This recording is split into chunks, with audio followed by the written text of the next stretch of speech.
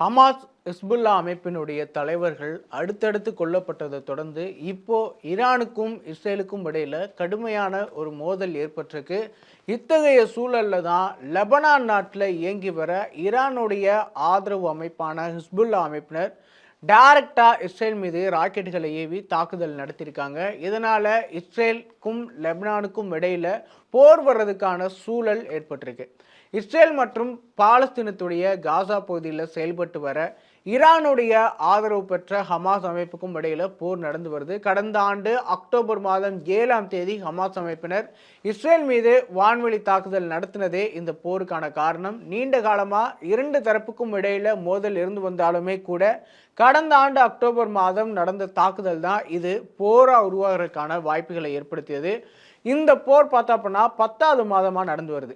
தற்போது இஸ்ரேலுடைய படைகள் காசா நகருக்குள் நுழைந்து தொடர்ந்து தாக்குதல் நடத்தி வராங்க. இதுல சுமார் 40,000க்கும் அதிகமான பாலஸ்தீன மக்கள் பலியாகியிருக்காங்க. ஹமாஸ் மீதான போரை ஈரான் தொடக்கம் முதலே கண்டிச்சு வராங்க. போரை கைவிடாட்டி அப்படின்னா இஸ்ரேல் மீது தாக்குதல் நடத்தப்படும் அப்படின்னு எச்சரிச்சிருந்தாங்க. ஆனா இஸ்ரேல் அதை எதையுமே கண்டுகொள்ளாம தொடர்ந்து போரை நடத்தி வந்துட்டு இருக்காங்க. இதனால ஈரான் இன்னொரு திட்டத்தை கையில் எடுத்தாங்க. அதாவது இஸ்ரேலோட எல்லையை பகிர்ந்துக்கிற நாடான லெபனான் நாட்டில் இயங்கி வர அவங்களுடைய ஆதரவு அமைப்பான ஹிஸ்புல்லா மூலம் தாக்குதலை நடத்துறதாம். அந்த அறிவுரையின்படி பார்த்தோம் அப்படின்னா ஹிஸ்புல்லா அமைப்பு இஸ்ரேல் மீது ராக்கெட்டுகளை ஏவி அவ்வப்போது தாக்குதலையுமே நடத்தி வராங்க.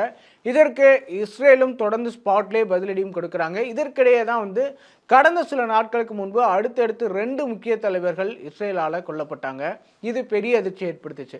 அதாவது லெபனான் மீதான தாக்குதலில் ஹிஸ்புல்லாவுடைய முக்கிய தளபதி புவாஸ் ஹுக்கர் அப்படிங்கிறவர் கொல்லப்பட்டார். அதே போல ஹமாஸ் அமைப்பினுடைய அரசியல் பிரிவு தலைவராக இருந்த இஸ்மாயில் ஹனியே ஈரான் தலைநகர் டெஹ்ரான்ல வைத்து கொல்லப்பட்டார். இந்த கொலையை செய்தது இஸ்ரேலுடைய உளவு அமைப்பு அப்படின்னு சொல்லப்படுது. இது ஈரானை பயங்கரமாக கோபமடைய செய்தது. அதுவும் இல்லாமல் ஈரானுக்குள்ள நுழைந்தே ஹமாஸுடைய தலைவர் இஸ்மாயில் ஹனியை கொன்றதை ஈரானால ஏற்றுக்கவே முடியலை. ஸோ இதனால இஸ்ரேலை சும்மா விடமாட்டோம், கண்டிப்பாக பழி தீர்ப்போம் அப்படின்னு ஈரான் ஏற்கனவே சவால் விடுத்திருந்தாங்க. இதனாலேயே மத்திய கிழக்குல மிகப்பெரிய பதற்றம் ஏற்பட்டிருக்கு. ஏன் அப்படின்னா மத்திய கிழக்குல ஈரான் ஆதரவு பெற்ற ஏராளமான ஆயுதமேந்திய குழுக்கள் செயல்பட்டு வராங்க. அவங்க இஸ்ரேலுக்கு எதிராக திரும்பி தாக்குதல் நடத்தலாம் அப்படிங்கிறதால தான் இந்த பதற்றம் அதிகரித்தது. இத்தகைய சூழல்ல தான் நேற்று நள்ளிரவில், அதாவது ஆகஸ்ட் 3ஆம் தேதி நள்ளிரவில் லெபனானில் இயங்கி வர ஈரானுடைய ஆதரவு பெற்ற ஹிஸ்புல்லா அமைப்பு திடீர்னு இஸ்ரேல் மீது ராக்கெட்டுகளை ஏவி தாக்குதலை நடத்த ஆரம்பிச்சிருக்காங்க.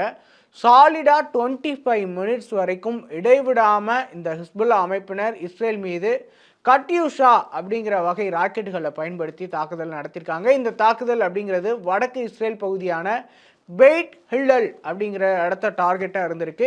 இதனை முன்கூட்டியே அறிஞ்சிருந்த இஸ்ரேலுடைய படையினர் வான்வெளி தாக்குதலை தடுக்கிற டோம் அமைப்பை பயன்படுத்தி இந்த தாக்குதலை தடுத்திருக்காங்க. இதனால பெரிய அளவில் பாதிப்பு எதுவுமே ஏற்படலை அப்படின்னு சொல்லப்பட்டிருக்கு. அதே வேளையில் இன்னொரு பக்கம் என்ன நடந்தது அப்படின்னு பார்த்தோன்னா இஸ்ரேலும் திரும்பி பதில் தாக்குதல் நடத்தியிருக்காங்க. அதன்படி லெபனான் நாட்டுடைய கேஃபர் கிளா மற்றும் டெய்ர் சிரியனி அப்படிங்கிற உள்ளிட்ட இடங்களை டார்கெட் செஞ்சு இஸ்ரேல் வான்வெளி தாக்குதலை தொடங்கி நடத்தியிருக்காங்க. இதனால இஸ்ரேலுக்கும் லெபனானுக்கும் இடையில போர் பதற்றம் அப்படிங்கிறது அதிகரிச்சிருக்கு.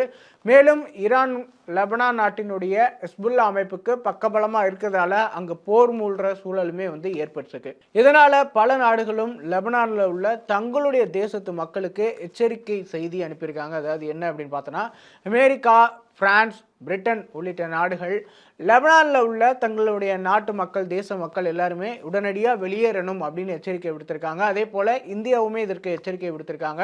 அதன்படி இஸ்ரேல் மற்றும் லெபனானில் உள்ள மக்கள் பாதுகாப்பாக இருக்கணும் அப்படின்னுமே எச்சரிக்கை விடுக்கப்பட்டிருக்கு.